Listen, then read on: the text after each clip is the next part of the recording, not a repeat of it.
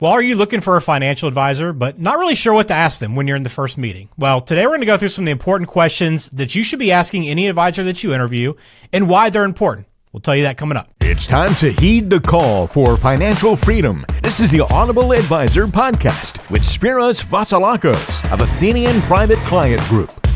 Welcome into the Audible Advisor Podcast. I am Ben George with Spiros Vasilakos of the Athenian Private Client Group. Spiros, we got a good show coming up. I know that people are coming to you all the time, at least just to meet with you, learn more about you, and you welcome that as an advisor, right? But it's important to ask the right questions. Absolutely. I encourage that. And sometimes I have to ask them the questions to get it out of them so that they understand, they know who I am and what my background is.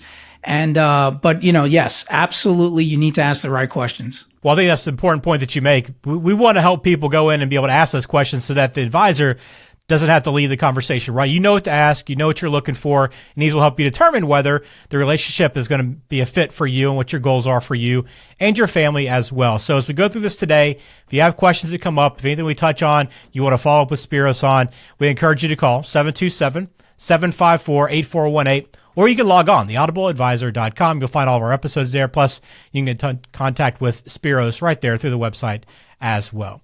So I'm going to ask the questions to you, Spiros, and you're going to explain. You can answer them for yourself for how you guys approach this at Athenian Private Client Group, but also why these are important for people to be asking. So start off with, how do you get paid? The question probably everybody wants to know is, how much is it going to cost me, and how do you get paid? Full transparency. I tell people, if you're going to ask that question, you want to make sure that they're going to tell you soup to nuts what they're going to charge you. I'm a fee-based advisor, so we charge, a certain amount, based on the percentage, the value of the portfolio. So whatever that value of the portfolio is, whatever the fee that we charge you, it's 1.25%. That's where we start at. But at the end of the day, you want to make sure that you're getting value, right? It's not just managing the portfolio. You want to say, okay, what other services are you providing for us? Financial planning is included, portfolio analysis is included, tax optimization, estate planning. We get you in front of the right people. We make sure that we're all working together with our partners, to make sure that we get a full, spread of, your entire financial, journey. All right. Next question then. What does your typical client look like? Why is this one so important, Spiros? Because I think a lot of people would just assume that if you work with a financial advisor, every financial advisor has a very similar client base. But why is it so important to find out who they work with? Yeah, it's important because, if you're a physician, you want to work with a financial advisor that specifically knows what physicians go through every day. What their objectives are every day. So you want somebody that's going to be able to deal with that. Plus, you're at a high tax bracket. A lot of doctors are at a high tax bracket. So you want an advisor that's going to be able to, put together a plan that's going to, meet your investment objective and your tax objectives, right? We work with, again, physicians. We work with, retirees. We also work with, executives. In our last episode, I did mention, we work with a lot of, divorcees and widowers. I mean, we're seeing here in the state of Florida, obviously it's the melting pot of retirees. So, obviously they need a lot of help. So at the end of the day, it's important that people work with somebody. Now, a lot of people ask me a question, do you have a designation? Do you have a CFP? Are you a CFA? I'm not, but I've been in the business for 23 years, and I tell people, look, sometimes being the best doesn't mean that you are the best, right? Having those designations are great, fantastic, but I know, advisors that have designations, but, they're not the best. So, at the end of the day, it's all about comfort level and just making sure that you're getting the answers that, that you want to hear. These are the questions that you should be asking a financial advisor when you first meet with them to find out if they're a good fit. And, along with your typical client, what is your investment philosophy? So this one's important too, right? Listen, our investment philosophy is to make sure that we're doing the right thing for our clients, right? We are fiduciaries at the end of the day. We got to make sure whatever the objectives are for our clients, that we focus on that, and that we just don't, have it as a standstill. We continuously and constantly tweak, what's going on based on their situation. So, at the end of the day, our philosophy is, when you come with us, and you meet us, first thing we'd love to do is, we're very high on behavioral finance. We call it the human element. We give you a 5-minute survey, basically gives us an idea of how you feel about money. And also, how do you react towards certain things that happen, whether it's the market or the economy? And that's how we're able to help structure your portfolio and make sure that, we're following whatever, risk tolerances you may have, we have to include that, which is part of the risk assessment for us. Yeah, I know we've talked about the Human Element program a little bit on this show in the past. You can go back to the past episodes to listen through that. But also, if you want to follow up and go through that process and get a better sense of kind of where you stand in your view of money and your behavioral approach to finance as well, just give Spiros a call, 727-754-8418. All right. So this question, granted, I'm asking you it, but I don't know exactly why it's important, right? Because I feel like everybody kind of has similar strengths. That's what I think a lot of people kind of view financial advisors as, kind of having very similar skill sets. But what is your particular strength or specialty? Why would I ask an advisor that? It's important because you want to make sure that the advisor is just not specifically just a money manager or a wealth manager. You want to make sure that they're well-rounded in both the wealth management, but also the financial planning part of it. And the financial planning part of it, it's not just your investments. You're dealing again with taxes, you're dealing with estate planning. We work with a lot of families that, we do generational planning. As they get older, they want to make sure whatever they're going to leave as an inheritance or a legacy, they want to make sure that their kids are involved. So we do, invite them into the conversation. So it's very important that, you're not just working with an advisor that's just going to put a product in front of you and then just say, okay, this is what we're recommending, without really knowing the full gamut of your financial situation and your lifestyle. We see this in Florida a lot. Unfortunately, we see a lot of advisors that, specifically love to do annuities. And the reason why they do it is because the client's older and they feel like that's the right product for them, but it's not always the right product for them.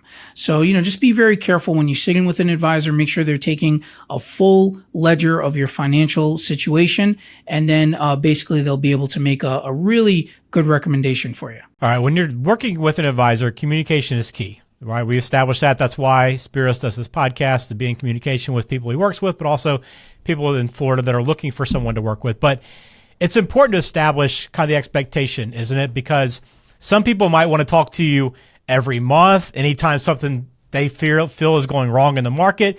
Others might just want to say, Spiros, I'll meet with you once a year, and that's all I need. So first of all, how do you approach it? But also, you need to ask that question, right? What can I expect in terms of communication from you? Well, you can expect that when you start with me, you're actually going to hear from me only. That's the first thing. The second thing is, we're a small boutique practice. Okay. We have, 100 clients that we work with.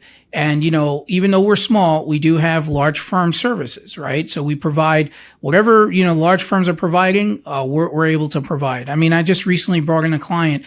The reason why they left one of the larger firms is because, one, they didn't meet the minimums. The minimums were low to actually talk to a member that was managing their portfolio, but they were also put into a pool of people that, you can only call a 1-800 number. So every time they would call that 1-800 number, it would be someone different. They would have to explain their whole situation. They'd have to give them all the information.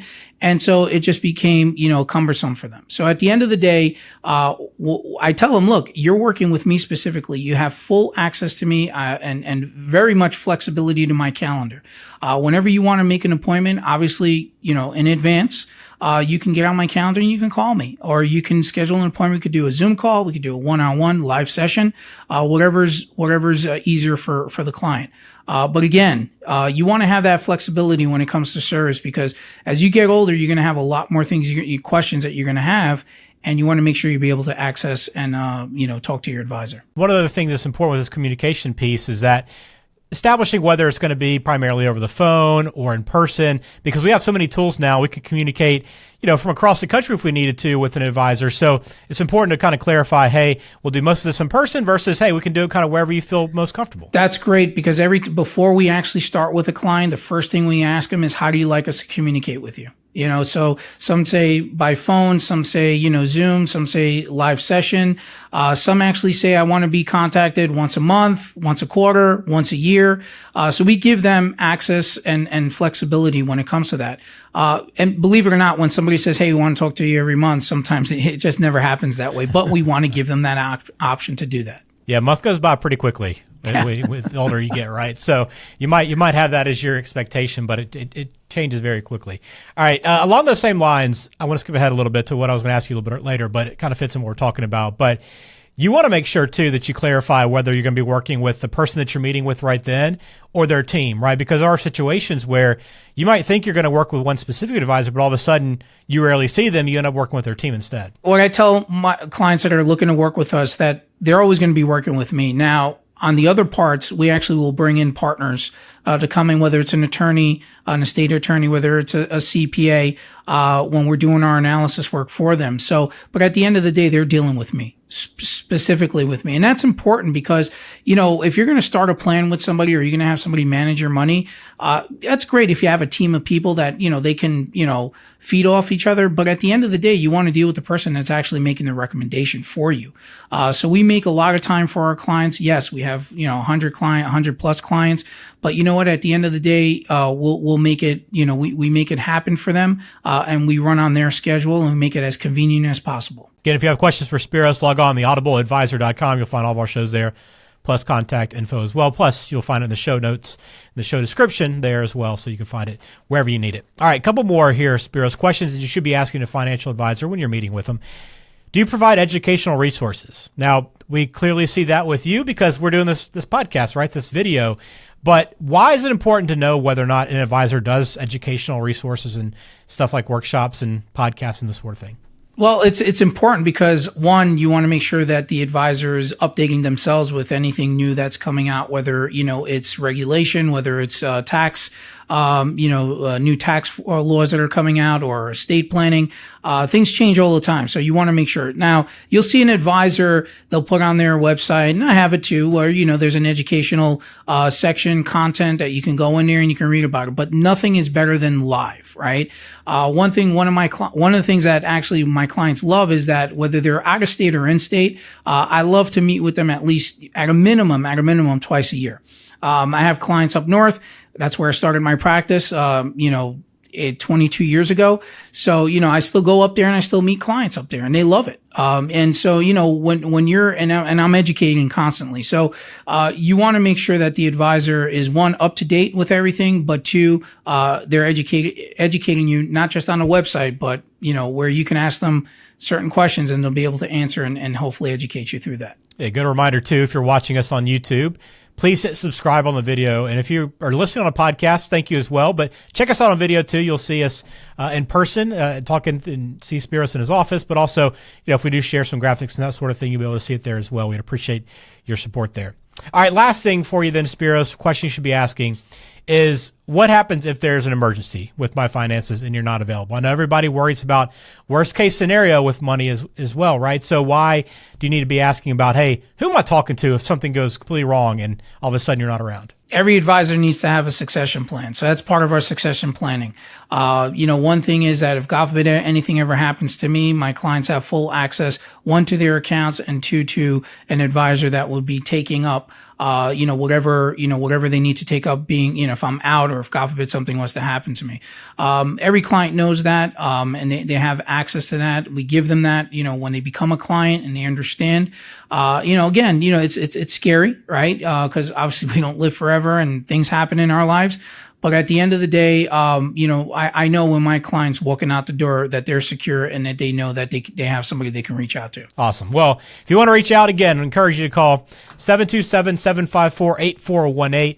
We've kind of given everybody a pretty good sense of kind of what to expect meeting with you, Spiros, but just take it a step further for the people that go in and meet with you for the first time or want to follow up based on this video and have a conversation with you. What does that initial meeting look like? Yeah, I mean, basically, you make an appointment with us, whether you call us, somebody's making an appointment for you, you get on my calendar. You can see that, through my website. You can, go on, if we email you or you email us, you can actually see it on our signature page. You can go right into my calendar. Once you go in there, we'll schedule a 1-hour discovery meeting with you. We basically want to get to know you. You want to get to know us. We want to understand what you're looking to do, and understand what your investment objectives are. And then once we get through that, we'll take whatever you want to give us during that meeting. We'll do an analysis for you, for our next meeting, and we'll put everything together. We'll show you what you currently have, what you're paying for that.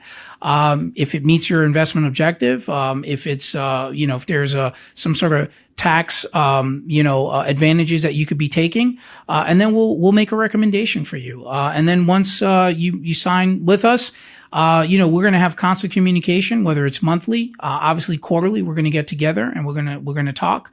And then, we're going to continuously monitoring, your financial plan and your, portfolio. But most importantly, and this is the first step, and we did bring this up in the podcast, for this episode, we are going to send you a 5-question survey. And that survey is very important because it's going to help us on basically understanding your behavioral approach on certain things. What do you feel about money and how you feel about certain things when things happen? The reason why we do that is because we want to, one, customize a portfolio around that. But when things do happen, we also want to have them as reminders for you and for us. And again, if the longer term you have, the better it is. If it's shorter term, then, again, we have to be a little bit more diligent with that. But we will work with you regardless, however you want us to work with you. All right, very good. Again, you can find contact information in the show description of this episode, or you can log on theaudibleadvisor.com and the phone number as well, 727-754-8418. Spiros, great stuff as always. Kind of appreciate you taking us through this. I know it can be a little bit overwhelming trying to meet it with an advisor for the first time and knowing what that conversation should go like, but this helps us kind of point that out. We appreciate your time today. Thank you, Ben. I appreciate it. Well, thank you for watching to this video. Please hit subscribe wherever you watch, and we'll be back soon. Take care.